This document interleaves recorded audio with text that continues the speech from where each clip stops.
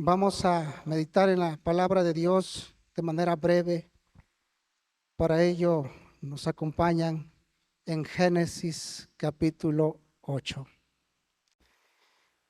Vamos a leer Génesis capítulo 8, versículos 1 al 5 y también versículos 15 al 22. Dice así la bendita palabra de Dios. Y se acordó Dios de Noé y de todos los animales y de todas las bestias que estaban con él en el arca, e hizo pasar Dios un viento sobre la tierra, y disminuyeron las aguas, y se cerraron las fuentes del abismo, las cataratas de los cielos, y la lluvia de los cielos fue detenida. Y las aguas decrecían gradualmente de sobre la tierra, y se retiraron las aguas al cabo de 150 días. Y reposó el arca en el mes séptimo, a los 17 días del mes, sobre los montes del Ararat. Versículo 5. Y las aguas fueron decreciendo hasta el mes décimo. En el décimo, al primero del mes, se descubrieron las cimas de los montes. Versículos 15 al 22. Entonces habló Dios a Noé diciendo: Sal del arca tú y tu mujer y tus hijos y las mujeres de tus hijos contigo, todos los animales que están contigo, de toda carne, de aves y de bestias y de todo reptil que se arrastra sobre la tierra. Sacarás contigo y vayan por la tierra y fructifiquen y multiplíquense sobre la tierra. Entonces salió Noé y sus hijos, su mujer y las mujeres de sus hijos con él. Todos los animales y todo reptil y toda ave, todo lo que se mueve sobre la tierra, según sus especies, salieron del arca. Y edificó Noé un altar a Jehová, y tomó de todo animal limpio y de toda ave limpia, y ofreció holocausto en el altar. Y percibió Jehová olor grato, y dijo Jehová en su corazón: No volveré más a maldecir la tierra por causa del hombre, porque el intento del corazón del hombre es malo desde su juventud. Ni volveré más a destruir todo ser viviente como he hecho. Mientras la tierra permanezca, no cesarán la sementera y la siega, el frío y el calor, el verano y el invierno, y el día y la noche. En esta porción de la Escritura podemos ver a Noé después del diluvio. Pero hay un antes en la historia. La Biblia nos narra en capítulos anteriores que acerca de la maldad que había sobre la tierra, que la tierra estaba corrompida y que los moradores de ella continuamente pensaban el mal. Por eso un día Dios decidió y dijo: raeré de sobre la faz de la tierra todo ser viviente. Y así lo hizo. Entonces, cuando yo leo esta historia, me fascinó. Me fascinó porque pude ver a ese Dios poderoso, a ese Dios maravilloso, a ese Dios justo, ese Dios lleno de amor y de misericordia, pero que también es un Dios que ciertamente no tendrá por inocente al culpable. Y la Biblia es muy clara y nos narra esta historia. Dice la Escritura también en Lucas 17, 26 al 27, hay una profecía que está por cumplirse, y esa profecía la debemos de tener presente todos los días. Lucas capítulo 17, versículo 26, como fue en los días, también será en los días del Hijo del Hombre. Comían, se casaban y se daban en casamiento hasta el día en que entró Noé en el arca y vino el diluvio y destruyó a todos. Esta profecía nos anuncia que pronto nuestro Señor Jesucristo son como en los días de Noé. Cada día que nosotros escuchamos lo que está pasando en la sociedad actual, nos damos cuenta que el día en que nuestro Señor Jesucristo venga por su iglesia está más cerca. Pero mientras eso sucede, Escúchame, iglesia, mientras sucede, nosotros lo que hizo Noé, allí en esa parte, que después de que él descendió del arca, edificó un altar y adoró al Señor. Porque dice la escritura en Juan que el Señor busca adoradores en espíritu y en verdad. ¿Cuántos dicen amén? Gloria a Dios. Para entender esta parte a manera de introducción, quiero que vayamos a Juan capítulo 1, versículo 47. En el Evangelio de Juan, capítulo 1, se nos narra de una forma maravillosa acerca de un hombre que poco se habla en la Biblia, pero que tiene un gran reconocimiento por parte de nuestro Señor Jesucristo. Juan 1:47, cuando Jesús vio venir a Natanael, que se le acercaba, dijo de él: he aquí un verdadero israelita en quien no hay engaño. Aquí nos habla acerca de la integridad, pero versículos atrás, Felipe le dice a Natanael: ven, aquí en Nazaret está aquel que habló Moisés. Entonces Natanael camina, pero antes de llegar con Jesús, Jesús lo mira de lejos y le dice: ahí viene un verdadero israelita en quien no hay engaño en su corazón. Porque Jesús conoce el corazón de Natanael, pero también conoce tu corazón y conoce mi corazón, qué es lo que hay dentro de nuestro corazón. Por lo tanto, Jesús elogió la integridad de Natanael. Y recordemos esta palabra, integridad. Vayamos ahora al Evangelio de Lucas, capítulo 17, versículo 17. Dice así la palabra de Dios. Respondiendo Jesús dijo: ¿no son 10 los que fueron limpiados? ¿Y los 9 dónde están? No hubo quien volviese y diese. Vete, tu fe te ha salvado. Aquí van caminando y gritando: Jesús, sánanos. Jesús, movido a misericordia, le dijo: fueron sanados, porque tenemos un Dios milagroso, un Dios que aún en estos días hace milagros de sanidad. Y este hombre único, extranjero, dice, es el único que regresó para darle gloria a Dios.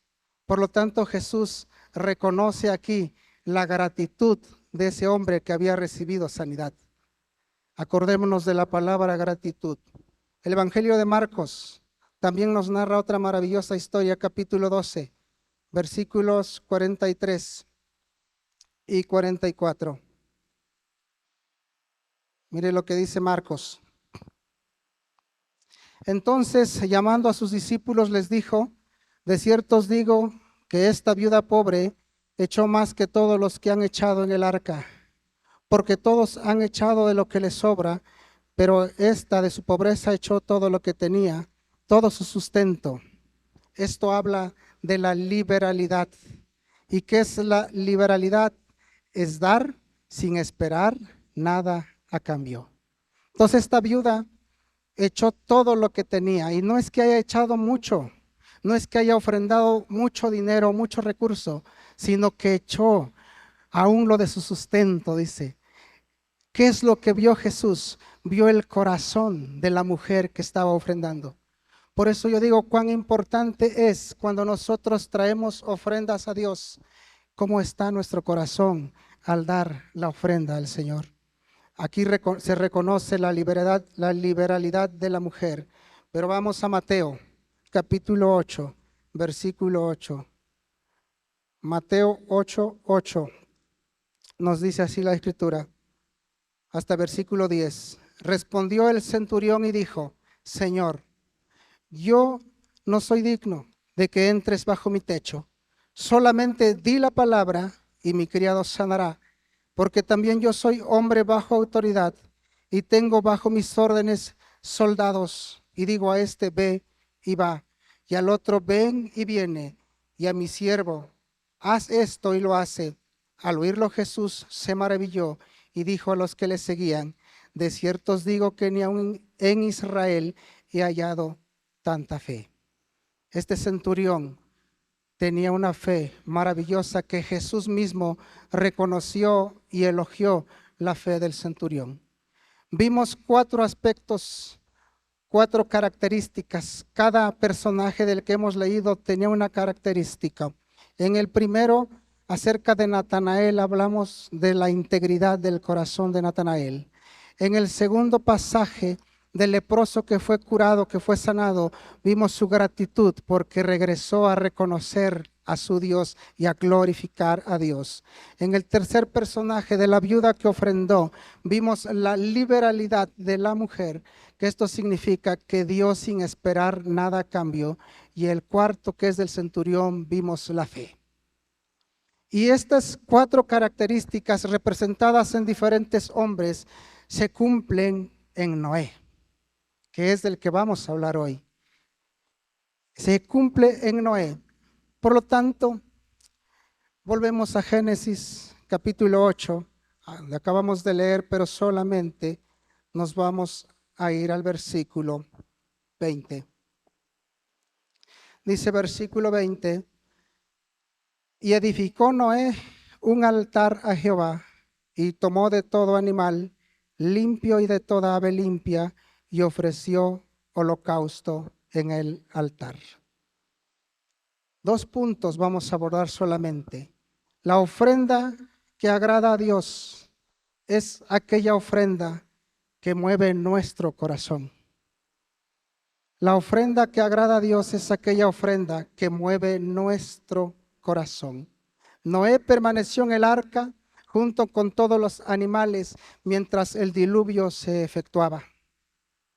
¿Cómo no va a ser movido el corazón de Noé si él dentro del arca podía contar todos los seres vivientes, todos los humanos que estaban allí, que eran poquitos, que solamente eran 8? Todos los demás eran animalitos.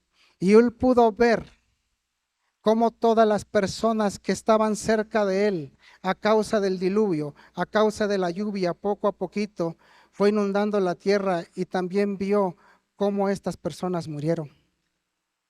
Él pudo observar todo eso, y tal vez cuando Noé empezó a construir el arca, yo me imagino que muchas personas llegaron con él y le dijeron: Noé, tú estás loco. Tú estás loco, ¿cómo vas a construir un arca en este lugar?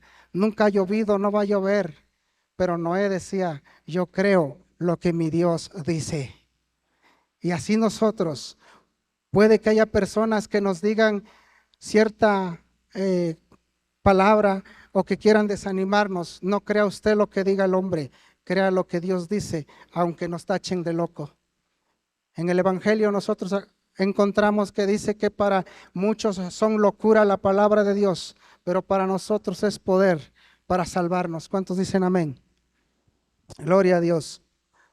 Cuando Noé salió del arca, lo primero que hizo fue edificar un altar.